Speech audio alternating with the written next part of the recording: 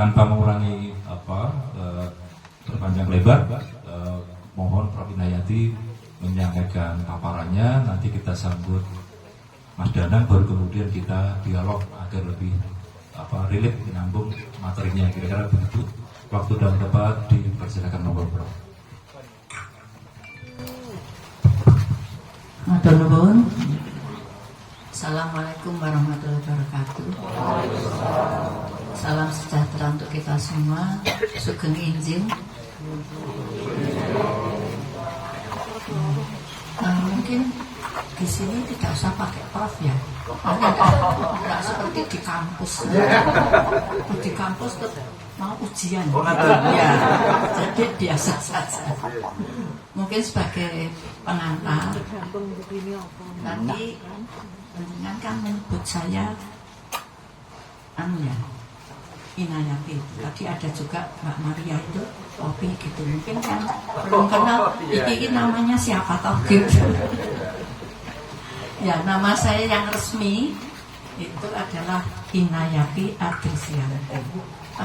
Nulisnya pakai ejaan lama karena saya itu lahir tahun 45. Jadi belum ada ejaan baru, EJD dan lain-lain belum ada. Sehingga mohon maaf masih pakai ejaan Swandi gitu, yang ejaan lama. Dan lo kok ada Popi, ya itu julukan saya. Yang memberikan itu ayah saya. Saya juga nggak tahu kenapa kok, saya nggak pernah tanya ya dulu. Kok saya diberi julukan Popi, saya juga nggak tahu, pokoknya tak tompo ya. Kalau teman-teman di kampus itu yang terbiasa yang panggil saya Bu Popi gitu. Panggil saya Pak Bagia juga. Ya. Jadi saya kalau dipanggil Inayati saya menolak. Tapi kalau dipanggil Adristianti saya mikir dulu nama saya yang terus ada lagi karena saya adalah istrinya saudara suami saya ini yang namanya Mama Roni. Saya kalau di rumah dipanggilnya Durang. Jadi nama saya banyak. Mudah-mudahan membawa berkah bagi kami. Ini kedua kalinya saya hadir di markasnya Kandang Kubu gitu ya. Yang itu yang bicara Bu Andi Riana dan siapa ya dulu ya, Mas Sejarah ya tak? Ya. Pak Mas Udin ya. Kalau sekarang saya dengan saya berbahagia karena di sini hadir banyak sekali para senior, para tengahan dan juga junior. Sebagian saya pernah kerja bareng dengan beliau-beliau. Yang lain adalah selain teman juga mantan mahasiswa saya. Jadi saya berbahagia sekali pada pagi hari ini bisa mungkin bertukar pengetahuan nanti gitu ya tentang pleret dan kerto. Sebelumnya perlu saya sampaikan bahwa kalau di arkeologi itu ada pembabakan menurut waktu, yaitu ada masa prehistori, masa nirlika, masa prasejarah, yaitu sebelum orang mengenal tulisan. Jadi waktu itu belum ada tinggalan tertulis. Setelah itu adalah di dunia arkeologi di Indonesia disebut masa klasik. Tetapi kalau di dunia internasional arkeologi, masa klasik itu harus di Indonesia harus diberi tambahan masa klasik di Indonesia. Karena kalau hanya masa klasik di dunia arkeologi internasional itu merujuk kepada masa Yunani Romawi. Nah, padahal kalau di Indonesia bukan, karena kita beda. Di sini juga di Indonesia maksud saya itu juga bisa disebut sebagai masa Hindu-Buddha, karena waktu itu adalah pengaruh agama Hindu dan Buddha itu sangat sangat tebal gitu ya di bumi Indonesia. Kemudian ada masa Islam, yaitu dimulai dari masuknya agama dan kebudayaan Islam di Indonesia. Lalu ada masa kolonial, yaitu pada waktu pengaruh Eropa, dalam hal ini terutama adalah Belanda, itu marak di Indonesia. Nah, di antara itu sebetulnya tidak ada periodisasinya, tapi merupakan budaya yang banyak terdapat di Indonesia, yaitu budaya Cina. Karena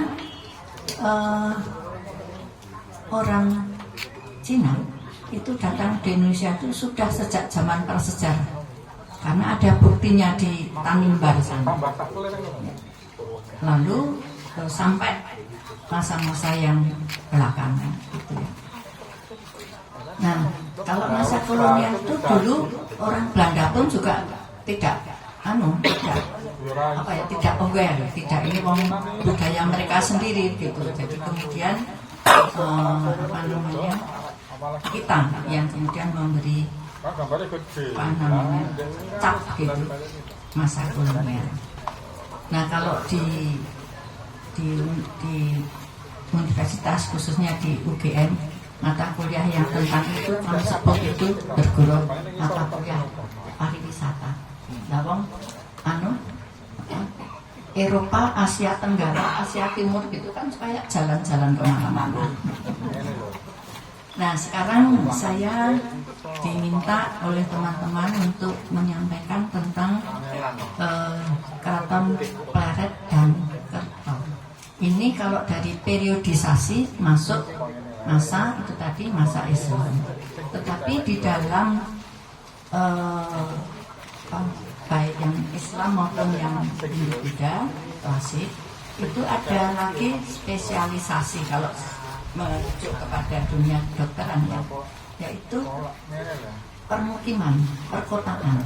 Nah, yang akan saya sampaikan di sini itu nanti adalah perkotaan, khususnya masa Mataram Islam. Kenapa harus pakai Islam? Bukan apa-apa, cuma membedakan periodisasinya. Karena ada Mataram kuno yang menghasilkan percandian, Prambanan dan sebagainya, itu adalah Mataram kuno. Nah, yang akan saya pisahkan di sini nanti adalah yang Mataram Islam. Kalau arkeologi itu materi khususnya adalah artefak tinggalan budaya yang berupa kebendaan. Tetapi kami tidak mengkhususkan diri pada artefak saja, pada tinggalan yang berupa benda saja, tetapi juga yang non artefaktual, yang non benda. Nah, untuk kajian saya bukan hanya artefak baik bendari maupun non bendari, tapi saya juga menggunakan sumber sejarah, sumber tertulis, baik yang berupa tulisan maupun yang vektorial. Vektorial itu artinya misalnya peta atau gambar atau foto gitu. Selain itu juga sumber tertulis. Sumber tertulis yang saya pakai di sini adalah sumber tertulis yang lokal, artinya yang berbahasa Jawa misalnya, maupun yang asing, dalam hal ini yang berbahasa Belanda. Nah, catatan kalau sumber yang berbahasa Belanda, kalau mau yang melihat yang aslinya itu masih ada di kita, di Arsip Nasional di Jakarta, yang sekarang beralamat di Jalan Ampera Raya nomor sekian gitu. Nah, kalau yang aslinya ada, masih ada, lembaran-lembarannya masih ada, terawat dengan bagus, tapi ada yang sudah ditransliterasi, jadi dialih aksarakan, meskipun bahasanya masih bahasa Belanda. Kalau yang asli itu kertasnya mungkin separuh meja ini, dan saya kalau melihat itu belum sudah pusing kepala karena tulisannya tulisan tangan. Jadi tulisan tangan gaya abad 17, abad 18 nggak sama dengan tulisan tangan zaman sekarang.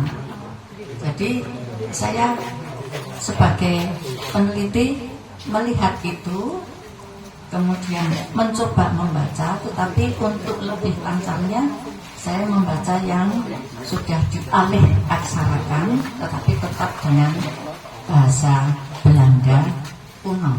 Itu juga bikin pusing kepala loh, ibu-ibu, bapak-bapak, mas-mas. Karena bahasa Belanda itu nggak seperti bahasa Inggris, nggak seperti bahasa kita Indonesia. Subjeknya, kalimatnya, subjeknya ada di sini. Pendidikannya nanti di tempatnya Pak Bagio. Ini mana pendidikannya nanti cari di situ.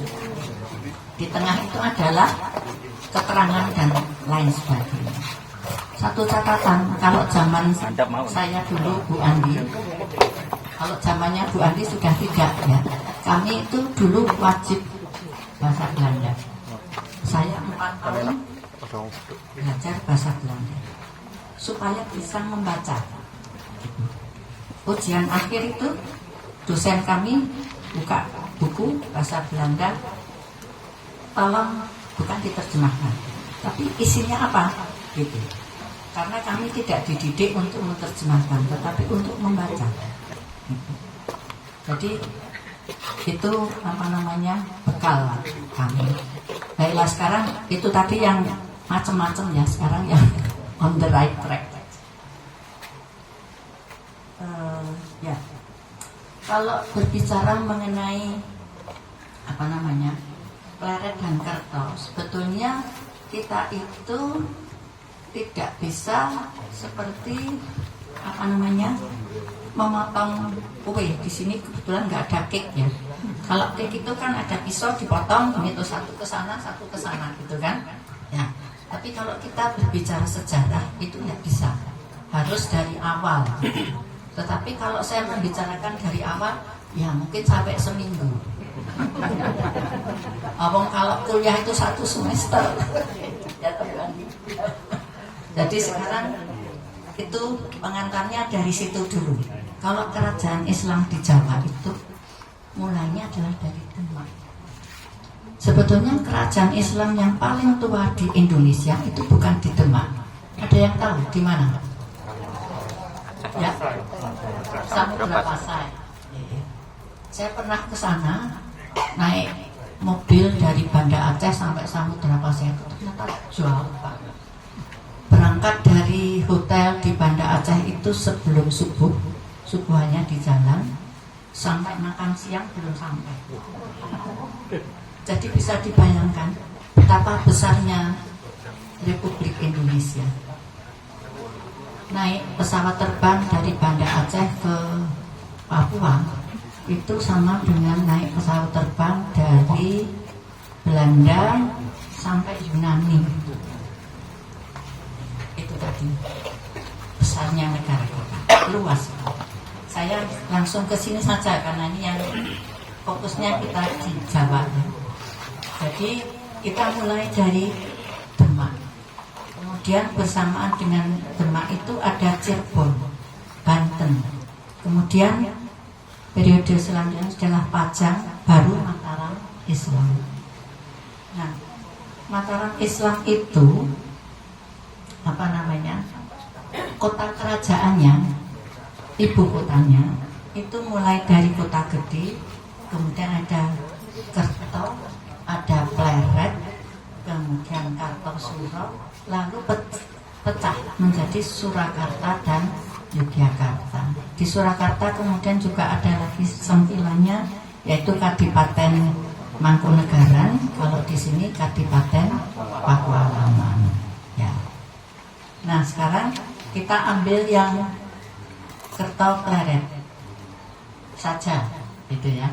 Karena sebetulnya ini nyambung ya, antara Kota Gede dan seterusnya. Tapi mungkin nanti lain kali lagi yang Kota Gede. Ceritanya nanti juga serem itu yang Kota Gede. Sekarang yang Kertopleret dulu, monggo Mbak. Ya, sebelum sampai ke sini, mungkin Bapak, Ibu, Mbak, Mas, mungkin yang ada di pemerintahan Kampungan ya, itu perlu kita ketahui bahwa aslinya kata pleret itu ditulis dengan berakhir huruf D, bukan T. Karena kalau pleret dengan huruf T itu artinya makanan. Ya, jempol pleret itu tuh makanan. Tetapi sekarang kalau kita ke pleret, besok kan ke sana kan, lihat saja papan nama di kecamatan itu pakai T. Nah, ya itu. Tapi itu sudah terlanjur begitu. Saya pernah usul, mbok ya ditulis yang benar. Tetapi katanya, undang-undangnya, peraturannya sudah begitu. Jadi kemudian waktu itu keputusannya adalah keputusan sementara ya. Kalau ilmiah silakan ditulis pakai D. Tapi kalau administratif T, karena sudah ditulis di mana-mana pakai T. Saya sebetulnya masih belum terima. Pusat kecamatan apa? Kan aneh gitu. Tapi ya setelah itu nanti urusannya para pemerintahan birokrasi. Jadi kalau di putusannya di undang saya tetap pakai D. Karena ada artinya pleret pakai D. Kalau pleret pakai T itu makanan. Kalau pleret pakai D itu loh. Sungai kalau dibendung itu kan ada yang begini. Itu tuh namanya pleret yang pakai D. Nah di pleret yang situs itu dulunya ada pleret yang begini, air gitu ya. Jadi nggak ada gunanya dengan P. Jadi mohon pengertiannya. Besok Mas Danang kan mengawal di sana ya. Mohon maaf saya besok tidak bisa ikut di lapangan. Karena pertama ada acara di jurusan, dan kedua saya itu kalau sekarang jalan sudah tidak bisa cepat. Nanti rombongan menunggu saya kan sampai besok. Saya masih bisa jalan. Kalau saudara suami sudah pakai tongkat, saya alhamdulillah belum. Tapi ya tadi sudah nggak bisa cepat. Kesian nanti yang lainnya. Gitu. Nah, jadi sekarang kita apa namanya? Ke ini ya, sedikit riwayat. Seperti tadi saya katakan, saya juga membaca naskah-naskah kesejarahan lokal. Yang saya baca adalah Babat Mumono.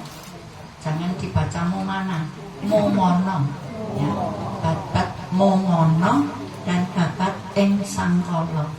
Kalau mau baca itu ada di perpustakaan Sonobudoyo, sudah alih aksara ya, tetapi tetap bahasa Jawa ya.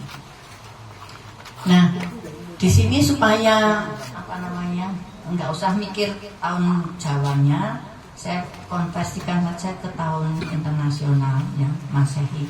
Kalau sekarang sudah mulai umum dipakai singkatan TU, tarikh umum ya,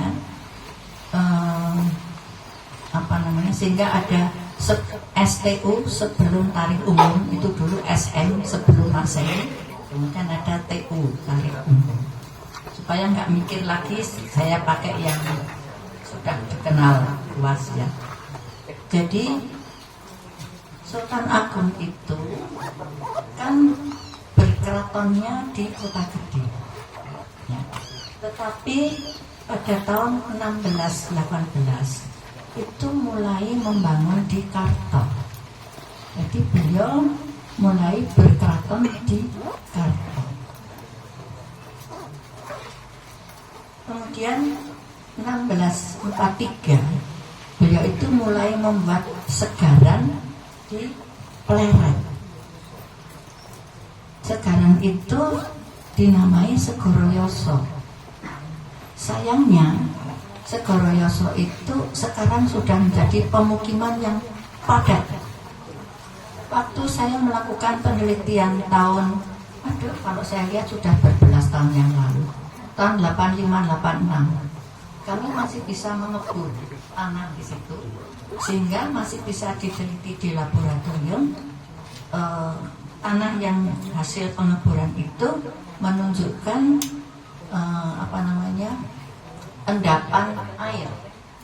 Jadi Segoro Yoso itu bahasa Jawa, artinya adalah Segoro itu laut kan, Yoso itu buatan. Jadi laut buatan, danau buatan. Mungkin nanti ada peta di situ, barangkali nanti Mas Danang juga ada ya. Nah, tahun 1646 Sultan Agung itu wafat. Wafatnya itu di Kerto, gitu ya. Kemudian Sunan Amangkurat I sebagai putranya mulai naik tahta. Waduh, agak gelap ya. Mudah-mudahan masih bisa terbaca. Ini komentar para sejarawan internasional juga mengenai Sultan Agung. Sultan Agung itu adalah one of the truly great figures in Japanese history. Jadi seorang tokoh yang betul-betul agung di dalam sejarah Jawa. Nah, mengapa? Nah, ini agak itu tadi yang saya katakan, kita tidak bisa mengulik sejarah itu seperti memotong cake langsung. Ini ada kaitannya. Kenapa Sultan Agung itu disebut juga yang betul-betul agung? Karena antara lain itu beliau itu memerintahkan untuk membuat tahun Jawa. Tahun Jawa itu adalah perpaduan antara tahun Saka yang mengikuti peredaran matahari dan tahun Hijriah yang mengikuti peredaran bulan. Nah, ini tentu membutuhkan seorang ahli astronomi, ahli ilmu falak. Karena kita tidak mungkin gitu ya, kalau orang tidak punya keahlian itu tidak mungkin menyatukan ya antara peredaran matahari dengan peredaran bulan yang menghasilkan tahun Jawa. Teman-teman, Bapak Ibu sekalian, kalau mau lihat tahun Jawa itu belilah kalender yang ada tahun Jawanya ya. Karena kalau yang kalender yang tidak ada tahun Jawanya ya nggak ngerti kita sekarang tahun berapa. Kalau kalender Jawa itu kalau saya tidak keliru sekarang itu tahun 1984 atau berapa. Nah, ini menurut Bapak Tanah Jawi yang versi yang sudah diedit oleh Oldkov, Sunan Amangkurat I itu setelah ayahandanya wafat, Sultan Agung wafat, itu mengatakan sarupane kawula ningsun kabeh padha nyithak bata. Ingsun bakal ningser teka ing kutha Kerto. Patilasane Kanjeng Rama. Ingsun tan arsa ngenggoni, ingsun bakal yasa kutha ing Pleret. Jadi beliau tanpa sebab apapun itu mengatakan saya mau pindah. Saya nggak mau lagi tinggal di Kerto. Para kawula rakyat, buatlah bata. Saya akan pindah. Itu saya nggak mau lagi tinggal di Kerto. Jadi besok kalau Bapak Ibu teman-teman jalan-jalan di Pleret itu akan melihat banyak tinggalan bata ya. Kalau sekarang sudah banyak yang terungkap ya Mas Danan. Kalau zaman saya dulu zaman saya penelitian dulu tahun 85 84 85 86 itu kalau mau melihat jalur benteng itu kami harus melihat ke bawah. Kalau arkeolog itu didiannya, kalau survei jangan melihat ke atas. Kalau melihat ke atas itu nanti lihat mangga, lihat jamur. Tapi kami harus melihat ke bawah. karena tracing jalur jejak itu ada di bawah, ya, di permukaan tanah atau di dalam tanah.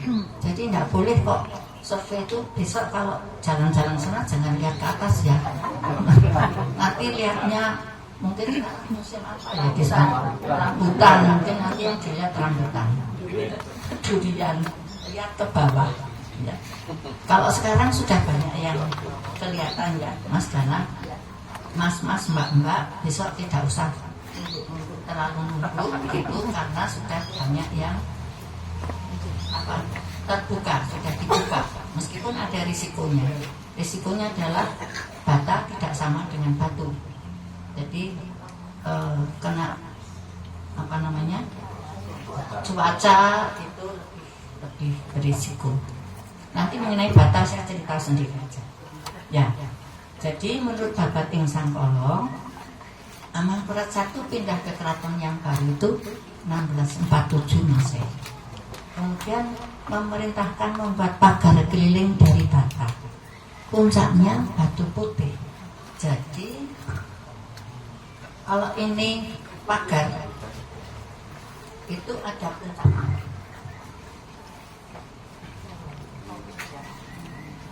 Puncaknya itu dari batu putih.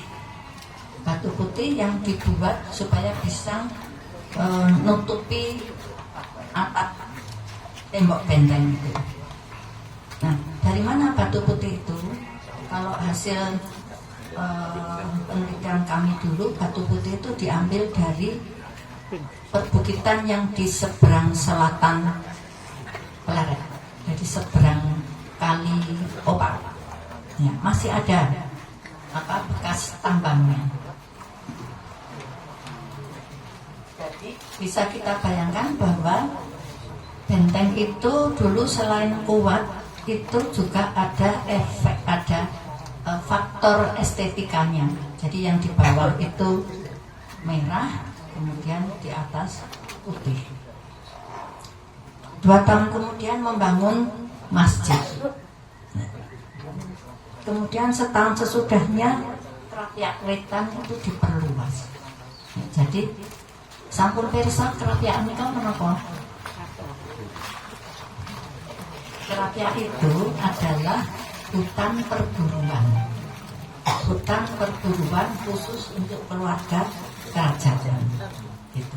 Jadi kalau di Jogja sekarang ada panggung Krapyak itu mohon jangan disebut kandang menjangan, menjangannya itu ada di hutan, tidak di kandang. Ya, di situ itu bukan kandang menjangan, itu adalah tempat istirahat Sultan dengan keluarganya di situ. Terus ada ini, terus ada di kota Jogja.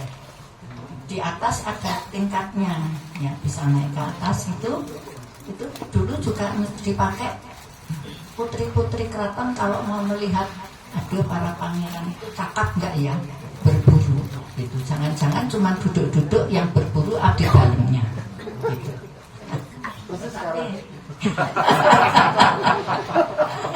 Yang berburu abdi dalamnya. Jadi itu sekali lagi mohon jangan kandang menjangan, itu panggung Krapyak. Kenapa kok panggung? Bertingkat. Krapyak itu hutan berburu yang sekarang sudah menjadi pesantren besar, gitu kan? Kiai Munawir. Lanjut Mbak. Oh ya, ini sudah. Kalau menurut sumber Belanda, Keraton Pleret itu dikelilingi batang-batang air. Saya memakai istilah batang air karena itu bukan selokan, bukan kanal, ya, tetapi water bodies, ya. Jadi batang-batang air dan ada laut buatan. Kenapa sumber Belanda bisa mengatakan begitu? Karena waktu itu ada utusan VOC yang datang ke Pleret untuk menghadap Sunan Amangkurat, gitu ya. Tapi mereka tidak bisa langsung ke keraton. Mereka harus berkemah dulu di alun-alun karena Sunan Amangkurat baru pergi bertamasya, gitu ya, ke ke laut buatan, ke Segoro Yoso tadi. Jadi mereka menunggu Sunan hadir di keraton. Kalau sekarang kan Pak Presiden mau ke mana gitu kan Kementerian Luar Negeri sudah berkontak ya. Kalau dulu kan belum ada Kementerian Luar Negeri, belum ada WA. Nah, kemudian menurut sumber Belanda, mereka menulis di catatan harian, namanya Dag Register. Dag Register itu catatan harian. Mereka harus lapor itu ke atasan. Nah, menurut Dag Register itu mereka mencatat bahwa bangunan-bangunan keairan itu dibuat oleh orang-orang pesisiran Montonegoro dan prajurit Mataram. Kemudian mereka juga mencatat ada makam di Gunung Kelir. Kalau yang itu tambahan saya. Makam di Gunung Kelir itu adalah makam Ratu Malang. Nanti ada ceritanya sendiri.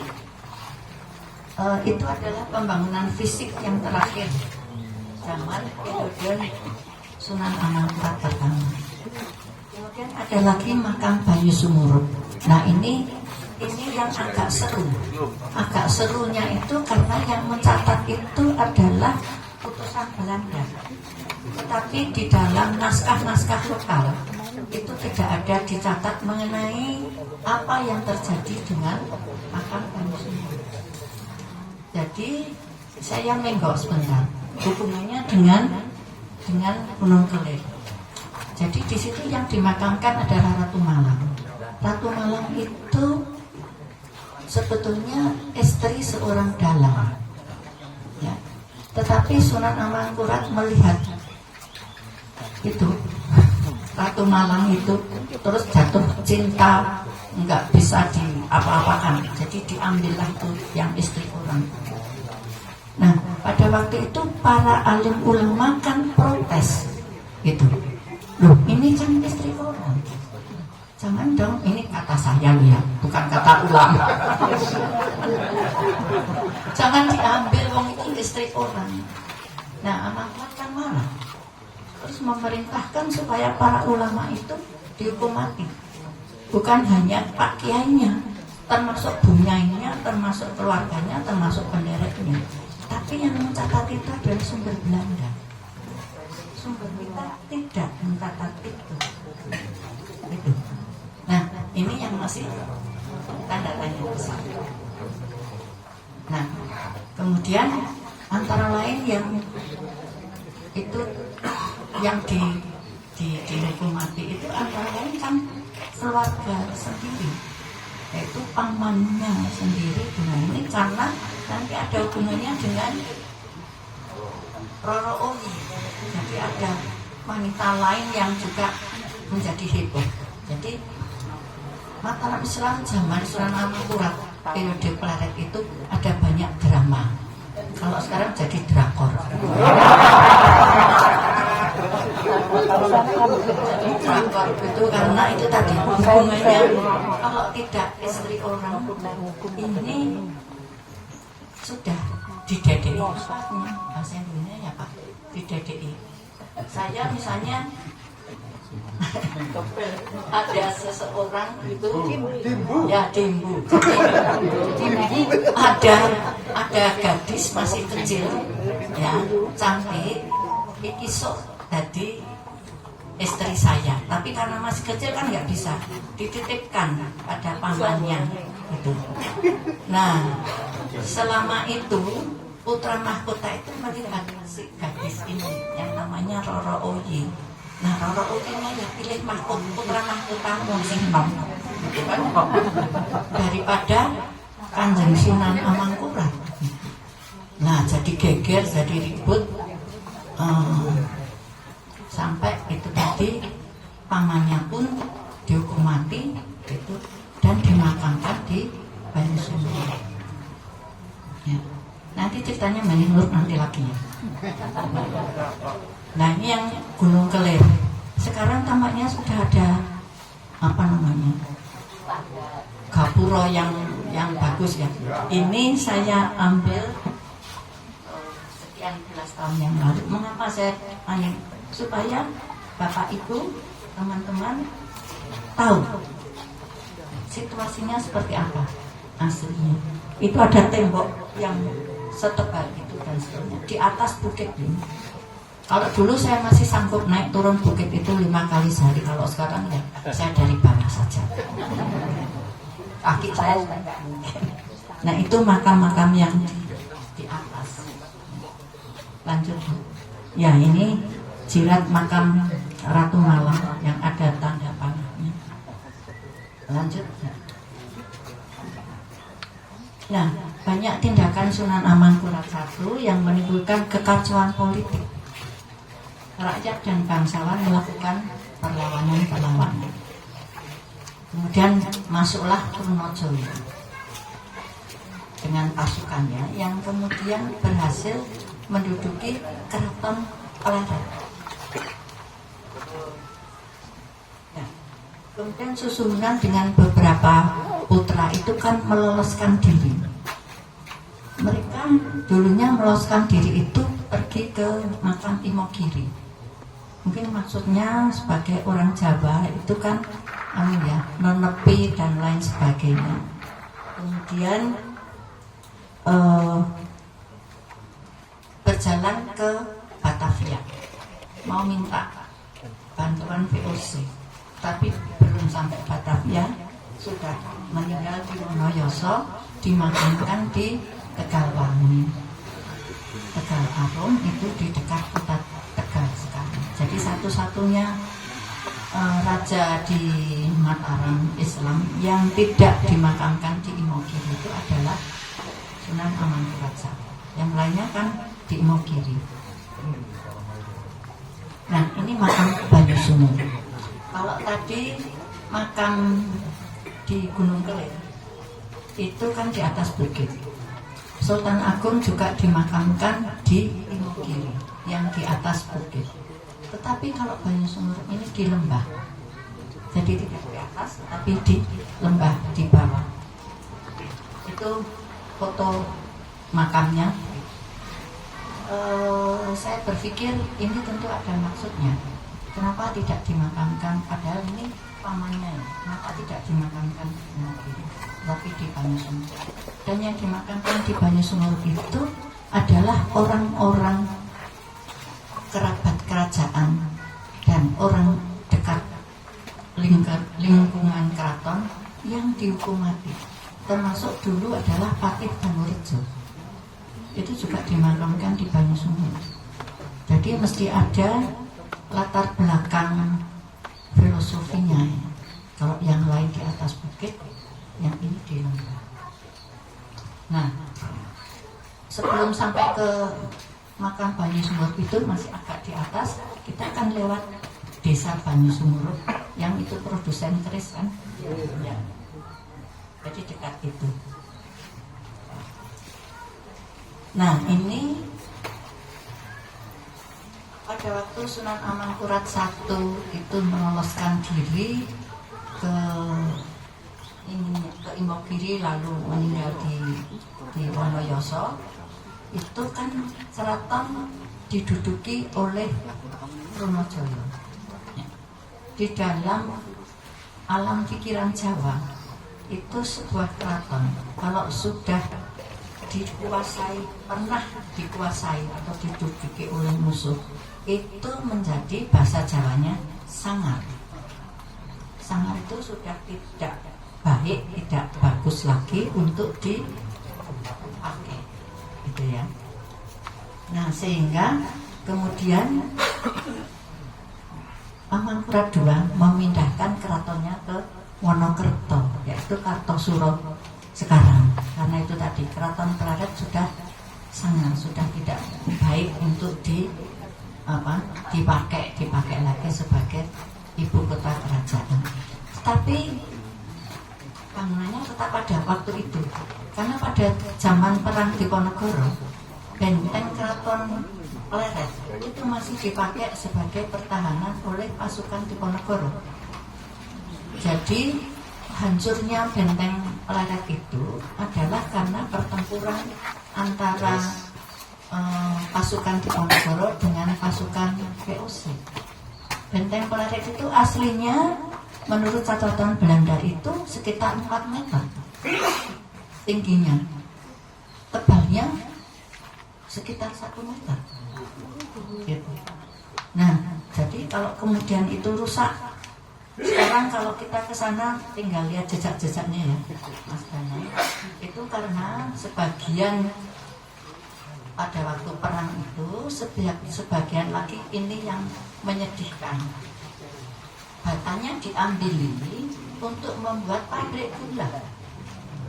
Karena kan zaman Hindia Belanda di DIY itu ada 17 pabrik gula, termasuk yang ada, nanti ada saya tunjukkan fotonya, orang kadang-kadang itu ada keraton Pleret kok, itu duduk keraton ini pabrik gula, karena pabrik gula itu namanya Kedaton Pleret.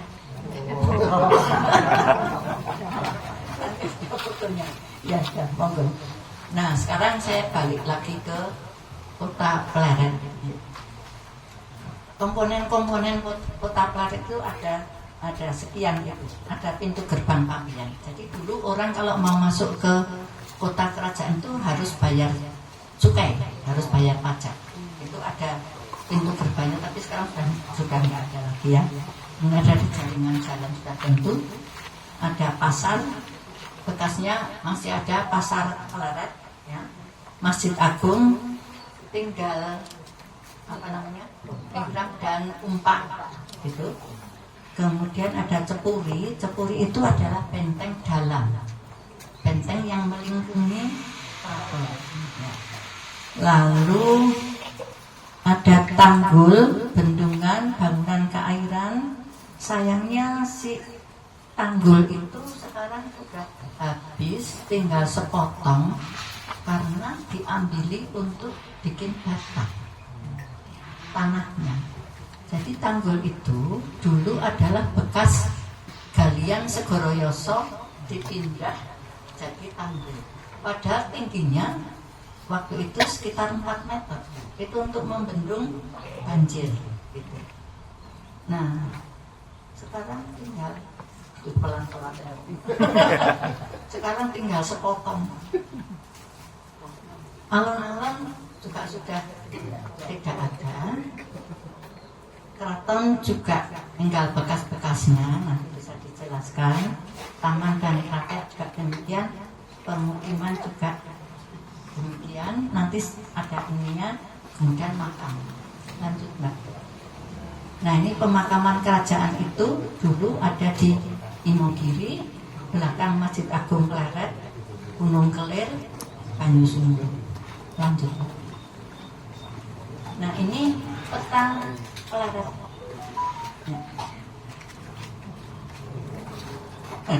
Penjelasan nggak bisa.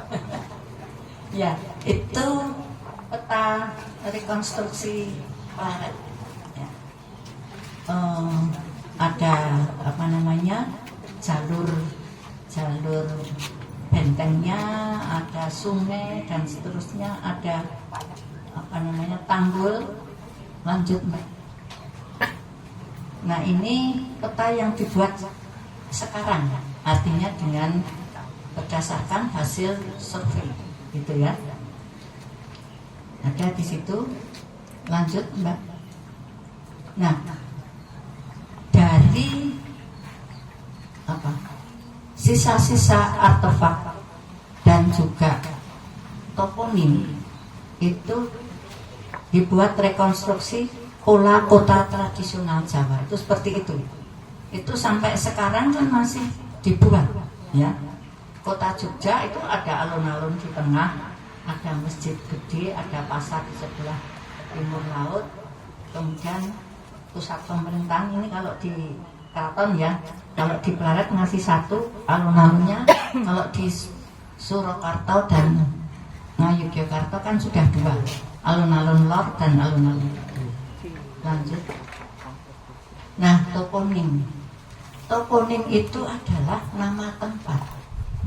Nama tempat yang menggambarkan dulu orang yang tinggal di situ itu siapa, apa. Toponim itu kalau bisa kita pilih, itu ada toponim yang menunjukkan asal usul. ada toponim yang menunjukkan pekerjaan, ada toponim yang menunjukkan status sosial. Kalau kita lihat di situ, ya, Kauman itu berarti yang tinggal di situ kan para alim ulama ya. Yang kedua, Gerjen. Apa artinya Gerjen? Penjahit. Ya. Jadi jangan ada yang dulu mahasiswa saya kalau saya tanya Gerjen itu apa namanya? Itu gergaji. Gerjen penjahit ya. Gerji itu penjahit bahasa Jawa. Ya. Lalu ada Trayaman, ada Kepanjen, Bintaran, Jogo, Surodinanggan ini nama bangsawan. Ya. Kemudian Semarangan, ada orang Semarang yang tinggal di situ pada waktu pembuatan tadi itu, yang ada orang pesisiran, ada Mangkunegoro. Kalau Punden, siapa yang tahu Punden itu artinya apa? Ada Bapak? Untuk saya pelintung. Punden niku saking pundi. Pundi itu gerabah. Jadi punden itu artinya adalah pembuat gerabah. Tahu gerabah nggih? Nggih.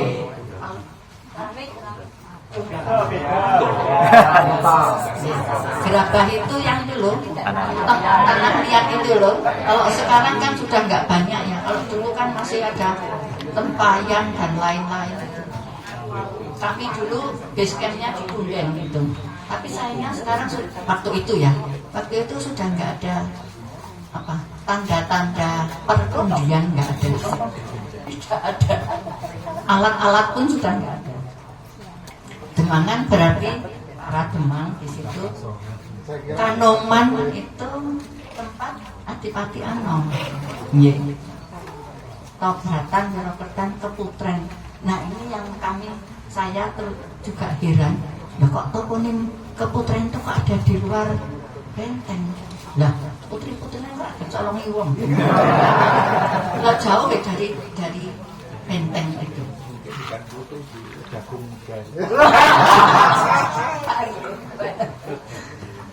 Nah, tadi di perjalanan ke sini kan juga ada. Tadi saya ketemu apa ya? Di bagian tadi yang Tuh Kiki, menarik. Kenapa ada di sini? Kerapia kalau saya nggak dulu. Yang Mbak ada kerapia toh? Ya. Berarti harus dicari dulu sejarahnya. Ada kerapia di situ tuh. Kelapanya siapa dan bagaimana? PR Mbak. Langsung ya. Oh dekat Pelosok Kuning. Oh. Nah, jejak-jejak yang samar itu adalah sekarang kondisi sekarang. Tidak ada bangunan yang utuh. Yang ada sedikit struktur, runtuhan struktur, elemen bangunan, artefak lepas ataupun fragmen. Lalu toponim. Terus cerita rakyat. Ini baiknya kita tahu gitu. Lanjut. Nah, masjid masjid Karet itu sekarang tinggal umpaknya bulat-bulat begitu. Jadi tidak segi empat, tapi bulat gepeng, besar-besar. Nah, masih ada 23 umpak andesit dari 36. Dan pertanyaan kan yang lain kemana? Nanti diambil, tapi diambilnya dibawa kemana juga nggak tahu gitu ya sampai sekarang. Terus masih ada batu andesit dorpel, istilah arkeologi ini. Dorpel itu ambang atas pintu. Kemudian di belakangnya itu ada batu nisan makam Ratu Labuan, salah satu istri Amangkurat I. Kemudian sebagian tembok sisi utara, sisi barat, dan ruang mihrab juga masih ada. Lanjut. Nah ini Kerto. Ini umpak di Kerto itu kan besar-besar. Salah satu di antaranya kalau mau melihat yang masih utuh itu menjadi umpak Masjid Soko Tunggal di Taman Sari. Ya. Tetapi Mas Danang, Mas sudah ketemu lagi umpaknya apa belum? Belum. Nah itu yang menjadi tanda tanya gitu. Selain yang dibawa ke Taman Sari, jelas gitu ya. Yang lainnya itu kemana? Kan nggak mungkin umpak itu kan harusnya 4, karena Soko gurunya 4. Lah kemana yang lain? Kalau umpak segitu besarnya kan nggak mungkin dikantongin. Cuma segitu besarnya. Nah dibawa kemana dan oleh siapa dan di mana sekarang? Itu masih menjadi tanda tanya besar. Nah ini yang sektor Kedaton. Jadi nama Kedaton itu ada. Artinya dulu keratonnya ya di situ. Tetapi bekas-bekasnya ya tinggal seperti itu ya. Masih ada lagi temuan yang baru apa enggak? Belum. Jadi itu tadi. Sehingga pertanyaan kami adalah, apakah pada waktu pindah ke Kartosuro itu ada bangunan yang dibawa ke Kartosuro? Karena bangunan kayu itu kan bisa dibawa. Gentingnya diturunkan, kayunya di panggul bersama-sama. Itu terjadi pada waktu perpindahan keraton dari Kartosuro ke Surakarta.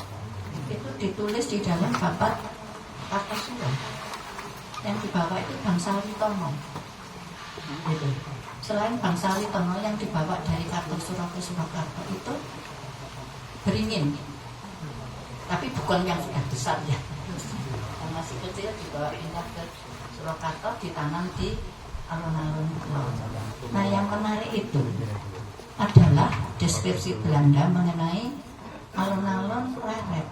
Yang ada di situ tuh pohon randu alas. Kok randu alas? Ya nggak tahu lah kita. Yang waktu itu mungkin pikirannya belum beringin ya, tapi ada randu alas. Nah pasar secara bangunan arkeologis tidak ditemukan lagi pasar, karena pasar jadi ada lukisan yang dibuat oleh saya kok lupa tentang Kartosuro. Itu orang Belanda yang membuat lukisan itu. Pasar di Kartosuro itu seperti itu loh, kalau bahasa saya emplek-emplek. Jadi bukan bangunan permanen ya, di pinggir utaranya alun-alun gitu. Jadi barangkali dulu di Pleret juga seperti itu. Nah kalau pasar lama, adakah yang pernah melihat pasar lama? Bukan pasar kuno, pasar lama. Itu dulu pasar Legi ya, di Kota Gede. Ternyata pasar Legi ya. Itu dulu sekarang saya nggak tahu masih ada apa tidak. Dulu di sudut barat daya Kota Tenggara itu masih ada pandai besi. Sudah nggak ada ya? Nah pandai besi itu membuat alat-alat keperluan dapur dan keperluan pertanian. Terus di situ ada showroomnya. Itu nanti orang tinggal, saya mau yang ini, mau yang itu. Tapi pandai besinya ada di situ. Mungkin bisa dikembalikan kalau kapan-kapan nanti diajak Mbak Maria ke Candi Suko. Itu kan ada relief itu, pandai besi dan showroomnya gitu. Zaman Jawa kuno. Ya. Tetapi meskipun bangunan pasarnya nggak ada, tetapi ditemukan mata uang. Berarti kan ada aktivitas perekonomian. Terus ini benteng keriling ya, ini sisa-sisanya. Tebalnya tuh 2 meter lebih tebal benteng. Kemudian pasangan bata, fondasi dan seterusnya.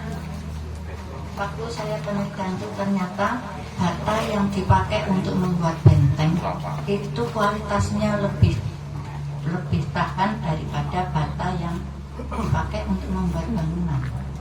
Saya enggak itu di lab Borobudur.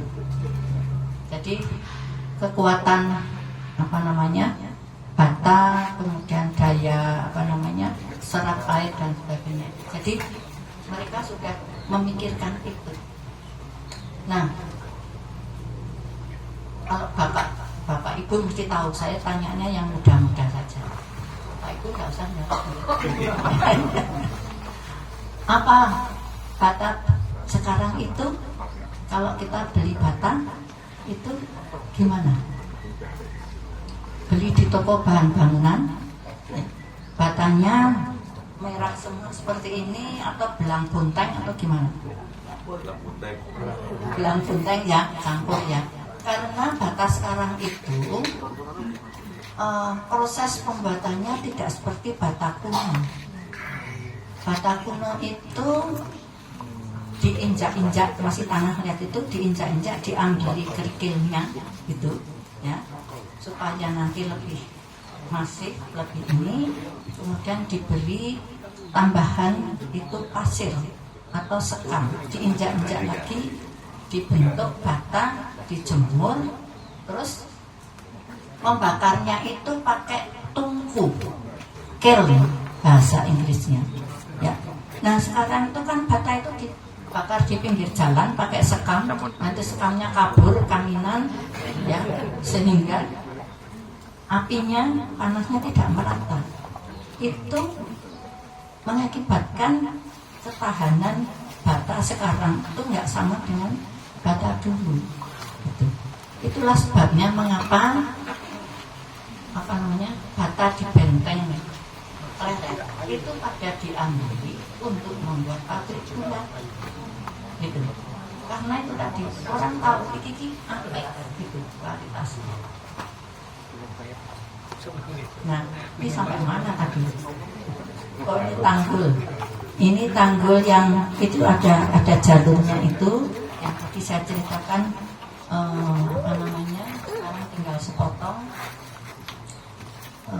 Ini kondisinya sudah hilang, itu tadi penambangan tanah dan sebagainya itu membatasi sungai dengan keraton supaya jangan banjir. Pernah disebutkan dulu juga bahwa ada yang abdi dalam yang bertugas mengawasi tanggul itu pada waktu banjir, ya dia dihukum gitu. Karena kok bisa bobol tanggul. Jadi kalau sekarang ada yang kondangan begitu ya dihukum ya, dari zaman dulu ya begitu. Lanjut Mbak. Ya ini yang Segoro Yoso tadi dalam dah register adanya Bapak Momono juga mengatakan begitu. Tapi sekarang kalau kita jalan-jalan di Pleret sampai Segoro Yoso, iki endi Segoro ini? Karena sudah jadi rumah semuanya, dan rumahnya sudah permanen semua. Jadi waktu terakhir saya ke sana itu saya bingung, iki ngendi to iki? Padahal Segoro Yoso. Lanjut. Nah, ini kepunahan Pleret. Nah itu loh Bapak Ibu, itu ada foto pabrik gula, namanya Kedaton Pleret. Orang kalau tidak tahu kan, nah itu kan keratonnya masih ada. Loh itu bukan keraton, itu pabrik gula. Namanya Kedaton Pleret karena didirikan di toponim Kedaton gitu. Sekarang kita masih bisa yang bekas jalur lori masih ada ya. Nah, masih ada jalur bekas lori untuk masuk ke sini. Jadi, tapi sekarang ini sudah nggak ada, termasuk yang di bumi halus pada waktu revolusi. Jadi sudah nggak ada, tinggal foto saja yang sering disalah tafsirkan. Langsung. Nah, ini nilai pentingnya kawasan cagar budaya Pleret. Ini baca sendiri aja ya. Kalau membaca juga harus begini ya. Dibaca sendiri saja. Jadi itu ada nilai penting bagi Pleret. Mengapa kemudian ditetapkan sebagai kawasan cagar budaya? Ya, jadi termasuk juga Kota Gede itu dulu dibuat sebagai ibu kota kerajaan itu ya mesti ada pemikirannya, tidak terus tiba-tiba tak gawe keraton ini sudah selesai, enggak, mesti ada. Di Jogja juga demikian, di Solo juga demikian. Jadi ada proses perancangan itu. Itu yang harus kita pahami sekali. IKN kan kayaknya juga melalui proses perancangannya, meskipun saya nggak tahu bagaimana. Urusan saya peleret kok. Ya, ini pembentukan lanskap budayanya itu ada, di mana keraton, di mana masjid, di mana pasar, dan seterusnya. Ya, langsung Mbak. Nah, ini perlu ada itu tadi sosialisasi kepada masyarakat bahwa mereka memiliki salah satu mungkin agak berlebihan mutiara terpendam. Jadi bukan hanya yang dilihat susunan bata yang sudah rotok tidak berantakan gitu ya, tetapi apa yang ada di balik itu gitu. Ya. Kemudian juga pemanfaatan kan bisa dimanfaatkan sebagai misalnya ilmu pengetahuan kepada masyarakat, kepada murid-murid sekolah dan sebagainya, supaya mereka tahu apa yang ada. Lalu yang sekarang terpikir orang sekarang adalah pemanfaatan sebagai objek wisata. Yang monggo, tetapi jangan berpikir kalau berwisata ke planet itu seperti berwisata ke Borobudur atau ke Prambanan. Melihat bangunan yang megah, ada ceritanya, itu ya. Nah ini kalau ke planet, kalau tidak diceritani, itu ya nggak ngerti lagi awak di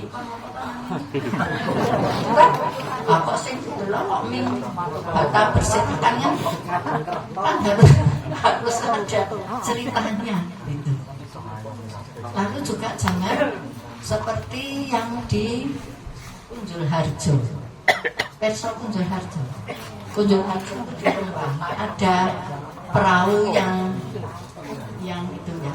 Itu tuh warga sekitar itu, saya dulu juga ini paling mikir karena mereka sudah berpikir, oh ini bisa jadi objek wisata.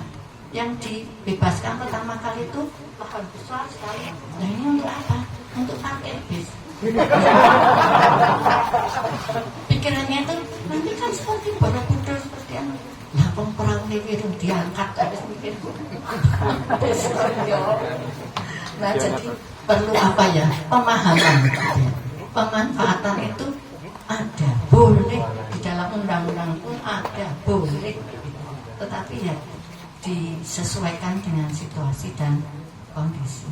Kalau planet yang nggak mungkin tahu orang berbis-bis datang. Kalau menurut saya itu malah sekarang bisa pergowesan tuh. Ya, naik sepeda, persewaan sepeda atau naik becak. Kalau seperti saya naik sepeda sudah nggak bisa ya, naik becak lah gitu. Terus di mana itu ada apa namanya kuliner yang bisa, nah gitu. Tapi jangan berpikir bahwa nanti berbis-bis orang datang di situ, nanti malah rada tidak. Masih ada nggak? Ya ini ada dari undang-undang saya ini kan jadi mencegah, menanggulangi kerusakan dan sebagainya. Lanjut Mbak, itu pengembangan, peningkatan potensi dan seterusnya, promosi. Nah itu yang nanti yang berkepentingan adalah untuk masyarakat. Ya. Nah ini adalah museum planet yang sekarang. Yang di sudut itu, tapi di sini tidak tampak, itu ada sumur gumuling. Tapi sumur gumulingnya sudah diwedai jadi cantik. Dan dulunya apa adanya, sekarang jadi cantik. Ya, tapi itulah sumur gumuling yang kenapa itu ada di situ. Ini cerita rakyat yang tadi saya sebutkan. Sumur gumuling itu tidak untuk konsumsi airnya, tetapi untuk kalau sekarang tanggal 1 Suro itu kan nyirami pusoko ya. Nah itu dulu ceritanya begitu. Mengapa ada di pojok itu, ada di dalam lingkungan benteng keraton. Mungkin sudah habis ya Mbak ya. Mungkin sementara itu yang bisa saya sampaikan. Mungkin nanti dalam dialog kita bisa berbicara lebih banyak lagi. Mohon maaf atas segala kekurangan saya. Terima kasih atas perhatian bapak-bapak, ibu-ibu dan teman-teman sekalian. Waktu saya kembalikan kepada MC. Matur nuwun. Wassalamualaikum warahmatullahi wabarakatuh.